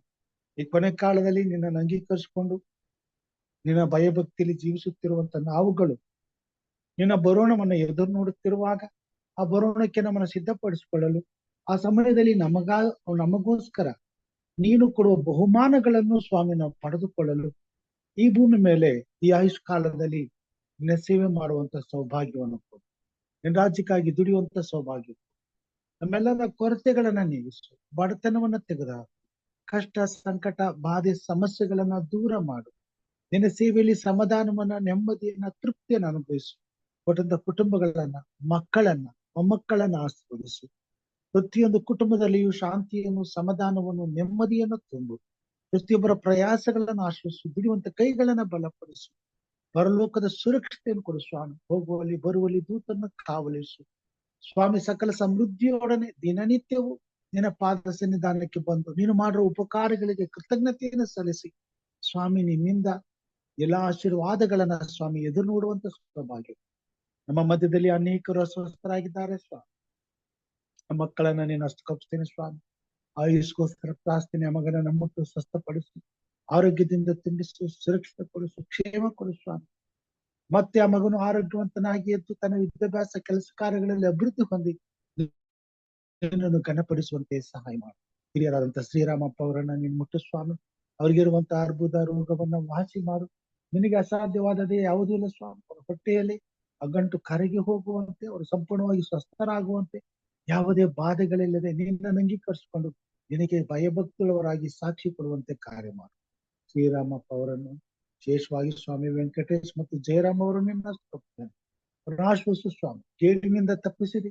ಅವರು ಸಂಪೂರ್ಣವಾಗಿ ಆರೋಗ್ಯವಂತರಾಗಿ ನಿನ್ನ ಕೃಪೆಯಿಂದ ಬದುಕಿ ನಿನ್ನನ್ನು ಸೇವಿಸುವಂತೆ, ನಿನಗೆ ಸಾಕ್ಷಿ ಕೊಡುವಂತೆ, ನೀನು ಮಾಡಿದ ಉಪಕಾರಗಳನ್ನ ಸ್ವಾಮಿ ಅವರು ಹಂಚಿಕೊಳ್ಳುವಂತೆ ಕಾರ್ಯ ಮಾಡಿ. ಹಿರಿಯರಾದಂತ ಲೋಕ ಸಂಕಳವನ್ನು ಆಶ್ವಸಿಸು. ಅವ್ರ ಕುಟುಂಬ ಮಕ್ಕಳನ್ನು ಆಶ್ವಸಿಸು. ಅವ್ರ ಮೊಮ್ಮಗನಾದಂತ ಸ್ವಾಮಿ ಸೌರವನ್ನು ಆಶ್ವಸಿಸು. ಆರೋಗ್ಯದಿಂದ ತುಂಬಿಸು. ಅವ್ರ ಕುಟುಂಬದಲ್ಲಿ ಶಾಂತಿ ಸಮಾಧಾನ ಕೊಡು ಸ್ವಾಮಿ. ಮಂಗಳಗೋಸ್ಕರ ಪ್ರಾರ್ಥನೆ ಸ್ವಾಮಿ. ಪ್ರಸವಕ್ಕಾಗಿ ಎದುರು ನೋಡುತ್ತಿರುವಾಗ ಮಗಳನ್ನ ನೀನು ಗರ್ಭವನ್ನು ತೆರೆ. ಆರೋಗ್ಯದಾಯಕವಾದಂತ ಪ್ರಸವವನ್ನು ಕೊಡು. ಆಶೀರ್ವಾದದಾಯಕವಂತ ಮಗುವನ್ನು ಕೊಡು. ಆ ಕುಟುಂಬದಲ್ಲಿ ಮತ್ತೊಂದು ಹೊಸ ಜೀವದೊಡನೆ ನಿನ್ನನ್ನು ಕೊಂಡಾಡುವಂತೆ, ಸಂತೋಷ ಸಮಾಧಾನ ಉಲ್ಲಾಸದಿಂದ ನಿನ್ನನ್ನು ಸ್ತುತಿಸುವಂತೆ, ನಿನ್ನ ಭಯಭಕ್ತಿಯಲ್ಲಿ ಆ ಮಗುವನ್ನು ಬೆಳೆಸ್ಲಿಕ್ಕಾಗುವಂತೆ ಸಹಾಯ ಮಾಡು ಸ್ವಾಮಿ. ಈಗ ಸ್ವಾಮಿ ತಲೆಬಾಗಿ ಬಂದಿರುತ್ತಲ್ಲ ನಿನ್ನ ಭಕ್ತರು ಸಹೋದರಿ ರಾಜೇಶ್ವರಿ ಅವರನ್ನ, ಅವರ ಕುಟುಂಬ ಮಕ್ಕಳನ್ನ ಆಶ್ವಸು ಸ್ವಾಮಿ. ವಿಶೇಷವಾಗಿ ಅವರ ಪ್ರಿಯ ದೊಡ್ಡ ಮಗಳಿಗೋಸ್ಕರ ಪ್ರಾರ್ಥಿಸು ಸ್ವಾಮಿ. ಮಗಳಿಗಾಗಿ ಪ್ರಾರ್ಥಿಸುವಾಗ ಹಂಬಲಿಸುವಾಗ ಸ್ವಾಮಿ, ಸಂತಾನಕ್ಕಾಗಿ ಬೇಡುವಾಗ ನಿನ್ನ ಹೊರತು ಸಂತಾನ ಈ ಭೂಮಿ ಮೇಲೆ ಎಲ್ಲೂ ಸಿಗೋದಿಲ್ಲ ಸ್ವಾಮಿ. ನೀನು ಗರ್ಭವನ್ನ ತೆರೆದಾಗ ಮಾತ್ರ ಸ್ವಾಮಿ ಆ ಅದ್ಭುತವಾದಂತ ಕಾರ್ಯವು ಮಾನವನ ಜೀವಿತದಲ್ಲಿ ಅಂಕುರವಾಗಲಿಕ್ಕೆ ಸಾಧ್ಯ. ನಿನ್ನ ಕೃಪೆಯ ಮಗಳ ಮೇಲೆ ಇರಲಿ ಸ್ವಾಮಿ. ಮಗಳಿಗೆ ಉತ್ತಮವಾದಂತ ಆರೋಗ್ಯವನ್ನು, ಆರೋಗ್ಯದಾಯಕವಾದಂತ ಸಂತಾನವನ್ನು ಪಡೆಯುವಂತ ಸೌಭಾಗ್ಯ ಕೊಡು. ಆ ಕುಟುಂಬದ ಕೊರತೆಯನ್ನು ನೀಡಿಸು. ಶಿವಕುಮಾರ್ ಸಾರ್ ಅವರನ್ನ ಸ್ಪರ್ಶಿಸ್ತೇನೆ. ಅವ್ರನ್ನ ಬಲಪಡಿಸು, ಆಧರಿಸು, ಪರಾಮರ್ಶು. ನಿನ್ನ ಸೇವೆಯಲ್ಲಿ ಉಪಯೋಗಿಸು ಸ್ವಾಮಿ. ಸುಕ್ಷೇಮಗಳನ್ನು ಕೊಡು. ಮಕ್ಕಳ ಜೊತೆಗರು ಮೊಮ್ಮಕ್ಕಳ ಜೊತೆಗರು ಆರೋಗ್ಯದಾಯಕವಾದ ಬದುಕು ಕೊಡು ಸ್ವಾಮಿ. ಹಿರಿಯರಂತ ಹೇಮಲತಮ್ಮ ಅವ್ರಿಗೂ ಪ್ರಾರ್ಥನೆ ಸ್ವಾಮಿ. ಒಡಂದ ಕುಟುಂಬ ಮಕ್ಕಳು ಅವರೆಲ್ಲ ಕೆಲಸ ಕಾರ್ಯ ಸೇವೆಗಾಗಿ ಸ್ತೋತ್ರವನ್ನ ಬಲಪಡಿಸು, ಆಧರಿಸು, ಪರಾಮರ್ಶು. ಆರೋಗ್ಯದಾಯಕವಾದ ಜೀವಿತ ಕೊಡು. ಆತ್ಮನ ಬಲವನ್ನು ಅನುಗ್ರಹಿಸು. ನಿನ್ನ ವಾಕ್ಯದಲ್ಲಿ ಸತ್ಯದಲ್ಲಿ ಸ್ವಾಮಿ ಅವರು ಬೆಳೆದು ಅಭಿವೃದ್ಧಿ ಹೊಂದಿ ಫಲಭರಿತವಾದ ಜೀವಿತವನ್ನ ನೀಡುವಂತೆ ಕೃಪೆ ಕೊಟ್ಟಿದ್ದು ಇದಕ್ಕಾಗಿ ಸ್ತೋತ್ರ. ಹೆಚ್ಚಿನ ರೀತಿಯಲ್ಲಿ ಅವ್ರನ್ನ ಉಪಯೋಗಿಸುವ ಸ್ವಾಮಿ. ಅವ್ರನ್ನ ಚೈತನ್ಯ ಪಡಿಸು, ಬಲಪಡಿಸು ಸ್ವಾಮಿ. ಅವರು ಕೊಟ್ಟಿರ್ತಕ್ಕಂಥ ಅನುಭವಗಳು ಸ್ವಾಮಿ ಅನೇಕ ಮಕ್ಕಳಿಗೆ ಆಶೀರ್ವಾದವನ್ನು ಉಂಟು ಮಾಡುವಂತೆ ಕಾರ್ಯ ಮಾಡು. ಅವ್ರ ಕುಟುಂಬಕ್ಕೆ ಆಶೀರ್ವಾದವನ್ನು ತರುವಂತೆ ಸಹಾಯ ಮಾಡು. ಸಹೋದರ ಸವಿತಾಳಿಗೋಸ್ಕರ ಸ್ತೋತ್ರಪ್ಪ. ಮಗಳನ್ನ ನಿನ್ನ ಸೇವೆಯಲ್ಲಿ ಉಪಯೋಗಿಸ್ತಾ ಇದ್ದೀವಿ, ಇದಕ್ಕಾಗಿ ಸ್ತೋತ್ರ. ನಿನ್ನ ಸೇವಾ ಆಸಕ್ತಿನ ಮಗಳಿಗೆ ಕೊಟ್ಟಿದ್ದು ಇದಕ್ಕಾಗಿ ಸ್ತೋತ್ರ. ಆಕೆಯನ್ನ ಕೊಟ್ಟು ತನ್ನ ತಮ್ಮ ಅಕ್ಕ ತಂಗಿ ಬಂದು ಬಳಗದವ್ರನ್ನ ಆಶೀರ್ವದಿಸು. ಆ ಮಗಳಿಗೆ ಯಾವ ಕೊರತೆ ಇಲ್ಲದೆ ಸಂತೋಷ ಸಮಾಧಾನ ನೆಮ್ಮದಿಯಿಂದ ತೃಪ್ತಿಯಿಂದ ನಿನ್ನನ್ನು ಆರಾಧಿಸುವಂತೆ, ನಿನ್ನ ಸೇವೆ ಮಾಡುವಂತ ಸೌಭಾಗ್ಯ ಕೊಡು. ನಿನ್ನ ಸೇವೆಯಲ್ಲಿ ಉಪಯೋಗಿಸ್ಕೊ ಸ್ವಾಮಿ. ಇಲ್ಲಿ ಸಹೋದರಿ ಅಂತ ವರಲಕ್ಷ್ಮಿಗೋಸ್ಕರ ಪ್ರಾರ್ಥನೆ ಸ್ವಾಮಿ.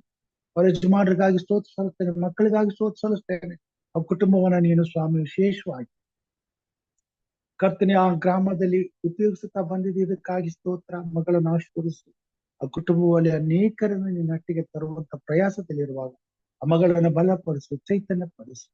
ಮಾಲೂರಲ್ಲಿ ಒಂದು ಸಭೆಗಾಗಿ ಅವರು ಹಂಬಲಿಸುತ್ತಿರುವಾಗ ಕರ್ತನೆ ನಿನ್ನ ಕೃಪೆ ಬೇಡುತ್ತೇವೆ. ನಿನಗೆ ಅಸಾಧ್ಯವಾದದ್ದು ಯಾವುದೂ ಇಲ್ಲ. ನಿನ್ನ ಸಭೆಯಲ್ಲಿ ನಿನ್ನ ಮಕ್ಕಳು ನಿನ್ನನ್ನು ಆರಾಧಿಸಲು ಬೇಕಾದಂತ ಆತ್ಮಗಳನ್ನ ದಯಪಾಲಿಸಿಕೊಡು. ಅಲ್ಲಿ ನಿನಗೋಸ್ಕರ ಒಂದು ಸಭೆಯಾಗುವಂತೆ, ಆಕೆ ಮತ್ತು ಅವರ ತಾಯಿ ಕಂಡಂತ ಕನಸು ನನಸಾಗುವಂತೆ ಕಾರ್ಯ ಮಾಡಿಸುವ. ನಿನಗೆ ಅಸಾಧ್ಯವಾದದ್ದು ಯಾವುದಿಲ್ಲ. ಆ ನಿಟ್ಟಿನಲ್ಲಿ ಆ ಕುಟುಂಬವು ಅಭಿವೃದ್ಧಿ ಹೊಂದುವಂತೆ ಪರಲೋಕದ ದ್ವಾರಗಳನ್ನ ತೆರೆದು ಸಕಲ ಸಮೃದ್ಧಿಯಿಂದ ತುಂಬಿಸಿ ನಿನ್ನ ಸೇವೆಯಲ್ಲಿ ಅವನು ಉಪಯೋಗಿಸುವ ಸ್ವಾಮಿ. ಹಿರಿಯಂತ ಪ್ರೇಮನಾಥ್ ಸಾರ್ ಅವ್ರಿಗೂ ಪ್ರಾರ್ಥನೆ, ಕುಟುಂಬ ಮಕ್ಕಳನ್ನ ಆಶೀರ್ವದಿಸು, ಆರೋಗ್ಯದಿಂದ ತುಂಬಿಸು, ಹೋಗೋಣ ಬರೋಣ ಕೆಲಸ ಕಾರ್ಯಗಳಲ್ಲಿ ಜಯವನ್ನು ಶುಭವನ್ನು ಕೊಟ್ಟು ನಿನ್ನ ಭಯ ಭಕ್ತಿಯಲ್ಲಿ ಇನ್ನೂ ಆಶೀರ್ವಾದಗಳೊಂದಿಗೆ ನಿನ್ನನ್ನು ಸೇವಿಸುವಂತೆ ಕಾರ್ಯ ಮಾಡು. ಹಿರಿಯಂತ ಯಶವಂತ್ ಸಾರ್ ಅವರನ್ನು ಆಶೀರ್ವದಿಸುವ, ಕುಟುಂಬ ಮಕ್ಕಳನ್ನು ಆಶೀರ್ವದಿಸುವ, ಮಾಡುವಂತ ಸೇವೆಯನ್ನು ಆಶೀರ್ವದಿಸುವ, ಅದ್ಭುತಕರವಾಗಿ ನಿನ್ನ ಸೇವೆಯಲ್ಲಿ ಅವನು ಉಪಯೋಗಿಸುವ. ಅವ್ರಿಗಾಗಿರುವಂತ ಅನ್ಯಾಯವನ್ನ ಸರಿಪಡಿಸು, ಅವ್ರಿಗೆ ಬರಬೇಕಾದಂತ ಹಣವನ್ನು ಅವ್ರು ಪಡೆದುಕೊಳ್ಳುವಂತ ಕೃಪೆ ತೋರು ಸ್ವಾಮಿ. ಸಹೋದರ ಸ್ವಾಮಿ KP ರವಿಗೋಸ್ಕರ ಪ್ರಾರ್ಥನೆ ಸ್ವಾಮಿ. ಮಗನು ಹಗಲಿರುಳು ಪ್ರಾರ್ಥಿಸುತ್ತಿರುವಾಗ, ನಂಬಿಕೆಯಿಂದ ಹೋರಾಟ ಮಾಡುತ್ತಿರುವಾಗ, ಯೆಹೋವನು ಸರ್ವಶಕ್ತನು, ನನಗೆ ಬೇಕಾದದ್ದೆಲ್ಲವನ್ನು ಒದಗಿಸಿಕೊಡುವನು, ನನ್ನ ಸಂಕಟಗಳನ್ನ ಪರಿಹರಿಸಿ ನನಗೆ ಸುಕ್ಷೇಮವನ್ನು ಉಂಟು ಮಾಡುವನು ಎಂಬತಕ್ಕಂಥ ನಂಬಿಕೆ ಪ್ರತಿದಿನ ಪ್ರಾರ್ಥನೆ ಮಾಡುವುದಕ್ಕಾಗಿ ಹಂಬಲಿಸಿ ನಿನ್ನ ಸಭೆಯ ಮುಂದೆ ಬರುವಾಗ ಮಗನನ್ನ ಮುಟ್ಟು ಸ್ವಾಮಿ. ತನಗಿರ್ತಕ್ಕಂಥ ಎಲ್ಲ ಸಂಕಷ್ಟವನ್ನ ಬಿಡುಗಡೆ ಮಾಡಿ, ತನಗೆ ಬೇಕಾದ ಪರಿಪೂರ್ಣವಾದ ಆರೋಗ್ಯ ಕೊಡು, ಸ್ವಸ್ಥತೆ ಕೊಡು, ಆತನ ಜೀವಿತದಲ್ಲಿ ಜಯವನ್ನು ಶುಭವನ್ನು ಕೊಡಿಸು. ನೀನು ಮಾಡಿದ ಉಪಕಾರವನ್ನ ಗಂಟಲೆತ್ತಿ ಸಾರುವಂತ ಶಕ್ತಿಯನ್ನು ನನಗೆ ಕೊಡಿಸು. ನಿನ್ನ ಸೇವೆಯ ಮಗನನ್ನು ಉಪಯೋಗಿಸುವ ಸ್ವಾಮಿ. ಇಲ್ಲಿಂತ ಶಿವರಾಜ್ ಜಾಂಟಿ ಅವ್ರಿಗೂ ಸರ ಬೋಧಕಂತ ಶಿವರಾಜ್ ಜಾಂಟಿ ಅವ್ರಿಗೂ ಪ್ರಾರ್ಥನೆ ಸ್ವಾಮಿ. ಅವ್ರನ್ನ ಮುಟ್ಟಿದಿ, ಗುಣಪಡಿಸಿದ, ಇದಕ್ಕಾಗಿ ಸ್ತೋತ್ರ. ಇನ್ನು ಹೆಚ್ಚಿನ ಆತ್ಮನ ಬಲ ಕೊಡು, ಅವ್ರ ಬಾಯಿಯ ಮಾತುಗಳನ್ನ ಸರಳಪಡಿಸಿ ನಿನ್ನ ಸುವಾರ್ಥ ಸೇವೆ ಇನ್ನು ಹೆಚ್ಚಿನ ರೀತಿಯಲ್ಲಿ ಮಾಡುವಂತವ್ರನ್ನ ಚೈತನ್ಯಪಡಿಸಿ, ಅವ್ರ ಕುಟುಂಬ ಮಕ್ಕಳನ್ನು ಆಶ್ರಯಿಸು, ಸೇವೆಗೆ ಆಧಾರವಾಗಿರು, ಕೇಡಿನಿಂದ ತಪ್ಪಿಸು, ಆಯುಷ್ ಕಾಲಗಳನ್ನು ಕೊಟ್ಟು ಬಲವುಳ್ಳ ನಿನ್ನ ಸೇವೆಯಲ್ಲಿ ಅದ್ಭುತಕರವಾಗಿ ಆಶ್ಚರ್ಯಕರವಾಗಿ ಉಪಯೋಗಿಸುವ ಸ್ವಾಮಿ. ಈ ಕೂಟದಲ್ಲಿ ಭಾಗವಹಿಸುವಂತ ಪ್ರತಿಯೊಬ್ಬರನ್ನು ನಷ್ಟಪಡಿಸ್ತೇನೆ. ವಿಶೇಷವಾಗಿ ಓದಂತ ಸಾಲಮನ್ ಸಾರ್ ಅವ್ರನ್ನ, ಅವ್ರ ಕುಟುಂಬ ಮಕ್ಕಳನ್ನ ಆಶ್ರಯಿಸು, ಮಗಳಾದಂತ ಕ್ರಿಸ್ಟಿನನ್ನ ಆಶ್ರಯಿಸು, ಮಗಳಿಗೆ ಆರೋಗ್ಯ ಕೊಡು, ಬಲ ಕೊಡು, ಕೊಟ್ಟಂತ ಮಗುವನ್ನ ಮಕ್ಕಳನ್ನ ಆಶ್ರಯಿಸು ಸ್ವಾಮಿ. ಕುಟುಂಬದಲ್ಲಿ ಶಾಂತಿ ಸಮಾಧಾನ ಕೊಡು, ನೆಮ್ಮದಿ ಕೊಡು ಸ್ವಾಮಿ. ವಸನ ಸಾರ್ ಪ್ರಾರ್ಥನೆ ಸ್ವಾಮಿ. ಅವ್ರ ಕುಟುಂಬ ಮಕ್ಕಳನ್ನ ಆಶ್ರಯಿಸು, ಮಾಡುವಂತ ಸೇವೆ ಕೆಲಸಗಳನ್ನ ಆಶ್ರಯಿಸು, ಅದ್ಭುತಕರವಾಗಿ ಆಶ್ಚರ್ಯಕರವಾಗಿ ನಿನ್ನ ಸೇವೆಯಲ್ಲಿ ಉಪಯೋಗಿಸುವ ಸ್ವಾಮಿ. ಒಡೆಯ ಸಭೆಯ ಎಲ್ಲಾ ಸದಸ್ಯರನ್ನ, ಅಧಿಕಾರಿಗಳನ್ನ, ನಾಯಕರುಗಳನ್ನ ನಿನ್ನ ಕೃಪಾಸ್ತುಕೊಪ್ತೇನೆ ಸ್ವಾಮಿ. ಸಭೆ ಈ ಸಂಕಷ್ಟದ ಸಮಯದಲ್ಲಿ ನಿನಗೆ ಸಾಕ್ಷಿಯಾಗಿ ಜೀವಿಸಬೇಕಾಗಿದೆ. ಮೇಲೆತ್ತು ಸ್ವಾಮಿ. ಎಲ್ಲ ಸಮಸ್ಯೆಗಳನ್ನ ಆರ್ಥಿಕವಾಗಿ ಸ್ವಾಮಿ ಸಂಪೂರ್ಣವಾಗಿರ್ತಕ್ಕಂಥ ಕೊರತೆಗಳನ್ನ ನೀಗಿಸು ಸ್ವಾಮಿ. ಆತ್ಮಿಕವಾಗಿ ನಿನ್ನ ಸೇವೆ ನಡೆಯಲು ಬೇಕಾದ ಸಕಲ ಸಾಮರ್ಥ್ಯವನ್ನು ಒದಗಿಸಿಕೊಡು ಸ್ವಾಮಿ. ಗೊಂದಲಗಳನ್ನ ಪರಿಹರಿಸು, ಎಲ್ಲ ಮನಸ್ತಾಪಗಳನ್ನ, ಎಲ್ಲಾ ರೀತಿಯಾದಂತ ದ್ವೇಷ ಅಸೂಯೆಗಳನ್ನ ಸಭೆಯಲ್ಲಿ ತೆಗೆದುಹಾಕು. ಎಲ್ಲರಲ್ಲಿ ಪ್ರೀತಿಯನ್ನ, ಅನ್ಯೋನ್ಯತೆಯನ್ನು ಸಿದ್ಧಿಗೆ ತಂದು ಸತ್ಯದ ಸಭೆಯು ನಿನ್ನ ನಾಮದ ಘನತೆಗೆ ತಕ್ಕ ಹಾಗೆ 3 ದೂತರ ವರ್ತಮಾನವನ್ನು ಸಕಲ ಕುಲ, ಭಾಷೆ, ಪ್ರಜೆ, ಜನಾಂಗಗಳಿಗೆ ಸಾರುವಲ್ಲಿ ಕರ್ನಾಟಕದ ಮನೆ ಮನೆಗೆ ಸತ್ಯವನ್ನು ಮುಟ್ಟಿಸ್ಲಿಕ್ಕಾಗುವಂತೆ ಕಾರ್ಯ ಮಾಡು ಸ್ವಾಮಿ. ಕರ್ನಾಟಕಕ್ಕಾಗಿ ಸ್ತೋತ್ರ ಸ್ವಾಮಿ. ನಮ್ಮ ಕರ್ನಾಟಕ ರಾಜ್ಯವನ್ನು ನಷ್ಟಗೊಳಿಸ್ತೇನೆ, ರಾಜಕೀಯವನ್ನು ನಷ್ಟಗೊಳಿಸ್ತೇನೆ ಸ್ವಾಮಿ. ರಾಜಕಾರಣದಲ್ಲಿ ನಡೆಯುತ್ತಿರುವ ಆಂದೋಲನಗಳನ್ನು ಬಲವಂತವಾಗಿ ಕರ್ತ ನಿನ್ನ ಸೇವೆಗೆ ಧಕ್ಕೆ ಆಗದ ಹಾಗೆ, ಬಡ ಜನರಿಗೆ ಸ್ವಾಮಿ ಅನ್ಯಾಯವಾಗದ ಹಾಗೆ ಸ್ವಾಮಿ ನಮ್ಮ ರಾಜ್ಯವನ್ನು ನೀನು ಸಂರಕ್ಷಿಸು. ದುಷ್ಟರ ದುರ್ಡರ ಕುಯುಕ್ತಿಯ ಕುತಂತ್ರದ ಬಲೆಯಿಂದ ಸ್ವಾಮಿ ಸಾಧು ಜನರ ಪ್ರಾಣವನ್ನ ರಕ್ಷಿಸು. ನಿನ್ನ ಸೇವೆ ನಡೆಯುವಂತ ಕೃಪೆ ತೋರು, ನಿನ್ನ ಸೇವೆ ಅಭಿವೃದ್ಧಿ ಹೊಂದುವಂತೆ ಕಾರ್ಯ ಮಾಡು ಸ್ವಾಮಿ. ದೇಶವನ್ನು ಆಶ್ರಯಿಸು ಸ್ವಾಮಿ. ನಮ್ಮ ದೇಶದ ಎಲ್ಲಾ ರಾಜ್ಯಗಳಲ್ಲಿ ನಿನ್ನ ಪ್ರಸನ್ನತೆ ಇರಲಿ. ಎಲ್ಲಾ ರಾಜ್ಯಗಳಲ್ಲಿ ನಿನ್ನ ವಾಕ್ಯವು ಸಮೃದ್ಧಿಯಿಂದ ಸಾರುತ್ತದೆ.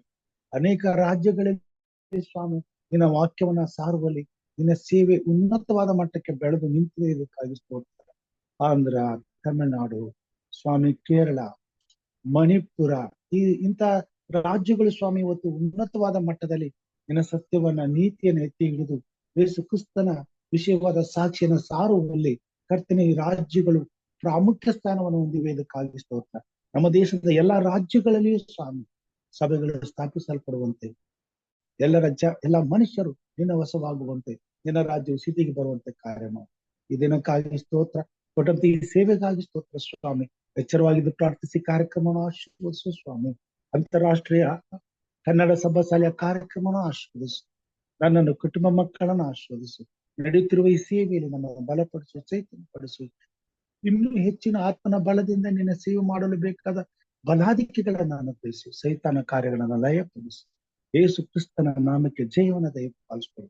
ನಿನ್ನ ಭಕ್ತರಾದ ನಮ್ಮ ಜೀವಿತದಲ್ಲಿ ದಿನನಿತ್ಯವೂ ಜಯವನ್ನು, ಶುಭವನ್ನು ದಯಪಾಲಿಸಿ ನಿನ್ನ ಸೇವೆ ನಮ್ಮನ್ನು ಉಪಯೋಗಿಸಿಕೊಂಡು ಮಹಿಮೆ ಹೊಂದಬೇಕೆಂಬುದಾಗಿ ನಮಗೋಸ್ಕರ ಕಲ್ವಾರಿ ಶಿಲುಬೆ ಮೇಲೆ ಪ್ರಾಣ ನೀಡಿದ ನಮ್ಮ ರಕ್ಷಕನು, ನಿನ್ನ ಮುದುಮಗನೂ ಆಗಿರುವ ನಜರೇತಿನ ಯೇಸು ಸ್ವಾಮಿ ಹೆಸರಿನಲ್ಲಿ ಕಾಲಿನಿಂದ ವಿನಯದಿಂದ ಬೇಡಿ ಹೊಂದಿದ್ದೇನೆ ನಮ್ಮ ತಂದೆಯೇ, ಆಮೇನ್. ಪರಲೋಕದ ಪ್ರಾರ್ಥನೆ ಮಾಡಿಕೊಳ್ಳೋಣ. ಪರಲೋಕದಲ್ಲಿರುವ ನಮ್ಮ ತಂದೆಯೇ, ನಿನ್ನ ನಾಮವು ಪರಿಶುದ್ಧವೆಂದು ಹೆಸರಿಸಲ್ಪಡಲಿ. ನಿನ್ನ ರಾಜ್ಯವು ಬರಲಿ, ನಿನ್ನ ಚಿತ್ತವು ಪರಲೋಕದಲ್ಲಿ ನೆರವೇರುವ ಪ್ರಕಾರ ಭೂಲೋಕದಲ್ಲಿ ನೆರವೇರಲಿ. ನಮ್ಮ ಅನುದಿನದ ಆಹಾರವನ್ನು ಈ ಹೊತ್ತು ನಮ್ಮ ದಯಪಾಲಿಸಿಕೊಳ್ಳಿ. ನಮಗೆ ತಪ್ಪು ಮಾಡಿದವರನ್ನು ನಾವು ಕ್ಷಮಿಸಿದಂತೆ ನಮ್ಮ ತಪ್ಪುಗಳನ್ನು ಕ್ಷಮಿಸಿ. ನಮ್ಮನ್ನು ಶೋಧನೆಯೊಳಗೆ ಸೇರಿಸದೆ ಕೇಡಿನಿಂದ ತಪ್ಪಿಸಿ. ಯಾಕೆಂದರೆ ರಾಜ್ಯವು ಬಲವು ಮಹಿಮೆಯು ಸದಾಕಾಲ ನಿನ್ನದೇ ಸ್ವಾಮಿ. ಆಮೇನ್. ನಮ್ಮ ತಂದೆಯಾದ ದೇವರ ಪ್ರೀತಿ, ನಮ್ಮ ರಕ್ಷಕನಾದಂತ ಯೇಸು ಕ್ರಿಸ್ತನ ಕೃಪೆ, ಪರಿಶುದ್ಧಾತ್ಮ ದೇವರ ಅನ್ಯೋನ್ಯತೆಯು, ಐಕ್ಯತೆಯು, ಸಹವಾಸವು ಇಂದು ಎಂದು ಸದಾಕಾಲವು ನಿನ್ನ ಮಂದಿಯಾದ ನಮ್ಮೆಲ್ಲರ ಸಂಗಡ ಈ ಬೆಳಗಿನ ಜಾವದಲ್ಲಿ ಕೂಡಿ ಬಂದ ನನ್ನ ಭಕ್ತರ ಸಂಗಡ, ಅವರ ಕುಟುಂಬ ಮಕ್ಕಳ ಸಂಗಡ ಸ್ವಾಮಿ ನಿನ್ನನ್ನು ಪ್ರೀತಿಸಿ ನಿನ್ನ ರಾಜ್ಯಕ್ಕಾಗಿ ಹಂಬಲಿಸುವಂತ ಪ್ರತಿಯೊಬ್ಬ ನಿನ್ನ ಮಗನ ಮಗಳ ಸಂಗಡ ಇಂದು ಎಂದು ಸದಾಕಾಲ ನೆಲೆಯಾಗಿರಲಿ ಸ್ವಾಮಿ. ಆಮೇನ್. ಆಮೆನ್. ಆಮೆನ್. ಉತ್ತಮವಾದಂತಹ ರೀತಿಯಲ್ಲಿ ಈ ದಿನದ ಪಾಠವನ್ನ ಆರಾಧನೆ ನಡೆಸಿಕೊಟ್ಟಂತ ಆರಂಭದ ಪ್ರಾರ್ಥನೆ ಮಾಡಿದಂತ ಸಹೋದರ ಸವಿತಾ ಅವರಿಗೆ ವಂದನೆಗಳನ್ನ ಸಲ್ಲಿಸ್ತೇನೆ. ಉತ್ತಮವಾದಂತ ಸಂದೇಶವನ್ನು ತಂದಂತ ಹಿರಿಯರಾದಂತ ವಿಜಯ್ ಕುಮಾರ್ ಸರ್ ಅವರಿಗೆ ವಂದನೆಗಳನ್ನು ಸಲ್ಲಿಸ್ತೇನೆ. ಈ ಕೂಟದಲ್ಲಿ ಭಾಗವಹಿಸಿದಂತ ಎಲ್ಲ ದೇವರ ಸಭೆಗೆ, ಹಿರಿಯರಿಗೆ, ಸಹೋದರಿಯರಿಗೆ ವಂದನೆಗಳನ್ನು ಸಲ್ಲಿಸ್ತೇನೆ. ಹೀಗೆ ಪ್ರತಿದಿನ ಬೆಳಿಗ್ಗೆ ಎಚ್ಚರವಾಗಿದ್ದು ಪ್ರಾರ್ಥಿಸಿ ದೇವರು ಕೊಟ್ಟಿರುವಂತ ಈ ಸೇವೆಯಲ್ಲಿ ಪಾಲು ಹೊಂದಿ ಅನೇಕರಿಗೆ ಆಶೀರ್ವಾದ ನಿಧಿಗಳಾಗಿ ನಮ್ಮನ್ನು ಉಪಯೋಗಿಸಿಕೊಳ್ಳಲು ಎಂಬುದಾಗಿ ಪ್ರಾರ್ಥಿಸುತ್ತಾ ಮತ್ತೊಮ್ಮೆ ಬೆಳಗಿನ ಜಾವದ ಶುಭಾಶಯಗಳನ್ನು ಕೋರುತ್ತಾ ಈ ದಿನವನ್ನ ಯೇಸು ಕ್ರಿಸ್ತನ ಹಸ್ತಕ್ಕೆ ಒಪ್ಪಿಸಿ ಮತ್ತೆ ಸಾಯಂಕಾಲ ನಾವು ಸೇರುವಾಗ ದೇವರು ಕರ್ತನು ನಮ್ಮನ್ನು ಆಶೀರ್ವದಿಸಲಿ ಎಂಬುದಾಗಿ ಪ್ರಾರ್ಥಿಸುತ್ತಾ ತಮ್ಮೆಲ್ಲರಿಗೂ ವಂದನೆಗಳನ್ನು ಸಲ್ಲಿಸ್ತೇನೆ. ದೇವರು ನಮ್ಮನ್ನು ಆಶೀರ್ವಾದ ಮಾಡಲಿ. ತಮಗೂ ವಂದನೆಗಳು ಸರ್. Thank you sir.